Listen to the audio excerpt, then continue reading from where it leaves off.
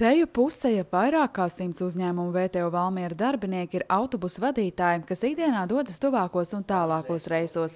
Daudzi no viņiem vadītāja apliecību ir ieguvuši pirms 10, 20 un pat 30 gadiem. Lai gan šoferi ir pieredzējuši, laika gaitā mainījušies gan ceļu satiksmes noteikumi, gan arī spēkā stājušās dažādas regulas. Šādas apmācības notiek katru gadu, plānojam organizēt.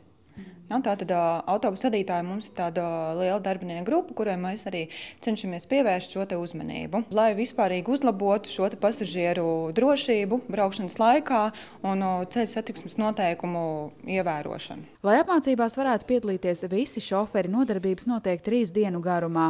Tajās piedalās autobusu vadītāji arī no uzņēmumu filiālēm Rūjienā, Valkā un Smiltenē. Teorētisko nodarbību vadītājs uzsver, ceļu satiksmes noteikumus laiku pa laikam būtu vēlams atsvaidzināt ik vienam šoferim. It kā zināmas lietas, bet pāri precizējam, lai runājam visi vienā valodā, terminoloģija, teiksim. Tas pats tāds stabilais jautājums, kas tagad ar jaunajiem satiksmes noteikumiem, kas iznāks krustojums un brauktuvi krustošanās vieta. Ja zinājām, kad apstāties, tas uz visiem attiecas jāapstāties.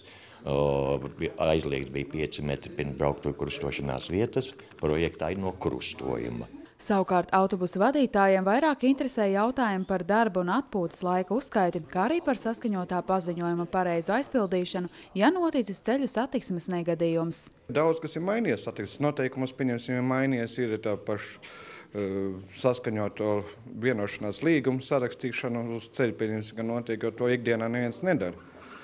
Tā, arī par darba režīmiem, ko šodien mācīsimies, atkārtosimies, tas viss ir.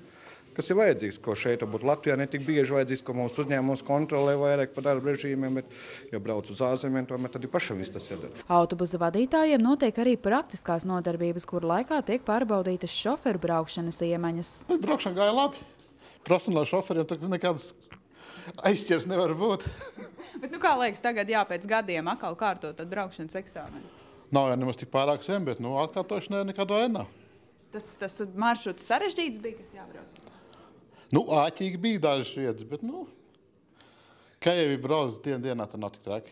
Jāpiemina, ka izglītot autovadītāji ir viens no aspektiem, ko vērā ņem konkursa drošākais uzņēmuma autoparks žūrija.